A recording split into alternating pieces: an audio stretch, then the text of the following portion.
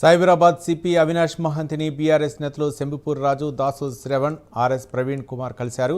MLC Shambhupur రాజుకు బెదిరింపు calls వస్తున్నాయని, రాజు వెంట 60 లక్షల బీఆర్ఎస్ సైన్యం ఉందన్నారు.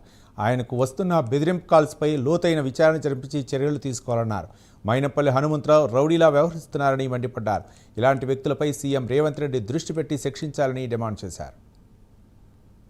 ఉన్న వ్యక్తి ముఖ్యమంత్రి, హోంమంత్రి అయినప్పుడు శాంతి భద్రతలు ఏముంటుంది?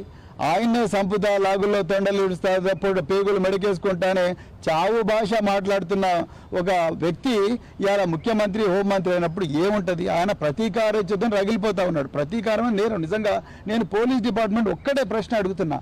పోలీసు వ్యవస్థ అనేది సృష్టించబడ్డది బలహీనులను, ఏమాత్రం సహారా లేని వ్యక్తులను వాళ్ళని కాపాడమని మరి పోలీసు వ్యవస్థ సృష్టించబడ్డది. ఇలా అధికారంలో ఉన్న వ్యక్తులు దౌర్జన్యాలు చేస్తుంటే ప్రతిపక్షాలను రక్షించాల్సిన బాధ్యత పోలీసు వ్యవస్థ మీద ఉంది. కానీ ప్రతిపక్షాల మీద అక్రమ కేసులు పెట్టి ప్రతిపక్షాల మీద దాడులు జరుగుతూ ఉంటే మీరు కేసులు పెట్టకుండా దాడులు చేసిన అధికార పక్షాన్ని మీరు కాపాడుకుంటూ వస్తూ ఉంటే, సహిస్తూ వస్తూ ఉంటే ఇంకెక్కడ పోలీసుకు ఉంటుంది? ఇంకెక్కడ శాంతి భద్రతలు ఉన్నాయి? ఇంకెక్కడ రాజ్యాంగం ఉన్నది?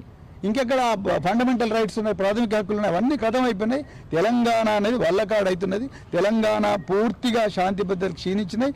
రేవంత్ రెడ్డి గద్దె దిగితే తప్ప మళ్ళీ తెలంగాణలో శాంతి అనేది రాదు అని నేను అనుకుంటున్నాను. Thank you very much. అందరికీ నమస్కారం. మరి తెలంగాణ రాష్ట్రంలో శాంతి భద్రతలు రోజు రోజుకి మరి క్షీణిస్తున్నందుకు అనడానికి మొన్న ఈ మధ్యలో మల్కాజ్గిరిలో జరిగిన సంఘటనే ఉదాహరణ. అధికారికంగా అక్కడ స్థానిక శాసనసభ్యుడు మరి అక్కడ అధికారికంగా మరి ఒక కాంగ్రెస్ పార్టీ చెందినటువంటి మరి కేబినెట్ హోదాలో వచ్చినటువంటి ఒక వ్యక్తి సమక్షంలోనే మరి యొక్క కాంగ్రెస్ పార్టీ గుండాలు ఎవరైతే ఉన్నారో వారు మా కార్పొరేటర్ల పైన దాడి చేయడం అనేది చాలా దుర్ఘటన, అది ఘోరమైన సంఘటన. మరి ఆ సందర్భంలో కూడా ఇప్పటివరకు కూడా ఎవరైతే దోషులున్నారో వారు ఇప్పుడు కూడా అరెస్ట్ చేసి మరి జైలు అయిన పరిస్థితి ఈ రోజు వరకు ఉన్నది. ఎందుకు ఈ యొక్క పోలీసు ఇంత మౌనంగా మరి ఈ వ్యవహరిస్తుందో అర్థం కాని పరిస్థితి ఈ సందర్భంగా తెలియజేస్తా ఉన్నాం.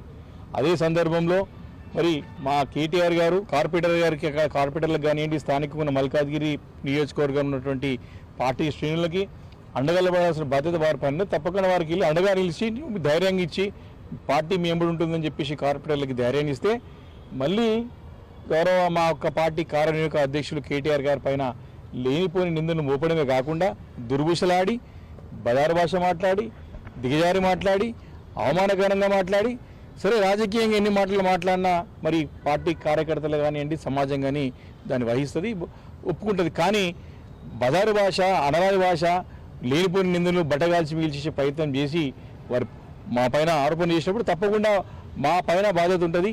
మేము ఖచ్చితంగా అడిగినాం హనుమంతరావు గారిని, మీరు చేసే తప్పు చేస్తే తప్పకుండా ప్రజాక్షేత్రంలో ఎవరికైనా శిక్ష తప్పదు అని చెప్పి మేము బహిరంగంగా హెచ్చరించిన సంగతిని గుర్తు చేస్తా ఉన్నాను. అందరం కూడా పోలీస్ కమిషనర్ గారిని కలిసి ఈ మధ్యకాలంలో మా సహచర శాసన మండలి సభ్యుడైనటువంటి శంభుపూర్ రాజు గారికి రిపీటెడ్గా కొన్ని ఫోన్ నంబర్ల నుంచి బెదిరింపు కాల్స్ వస్తున్నటువంటి సందర్భంలో జరిగినటువంటి కాల్స్, దాని వెనుకున్నటువంటి ఆంతర్యాన్ని పోలీస్ కమిషనర్ గారి దృష్టికి తీసుకురావడం జరిగింది. దీన్ని తీవ్రంగా ఖండిస్తా ఉన్నాం. పోలీస్ డిపార్ట్మెంట్ సీరియస్ గా స్పందించి వాళ్ళ మీద యాక్షన్ తీసుకోవాల్సిందిగా కూడా డిమాండ్ చేస్తా ఉన్నాం.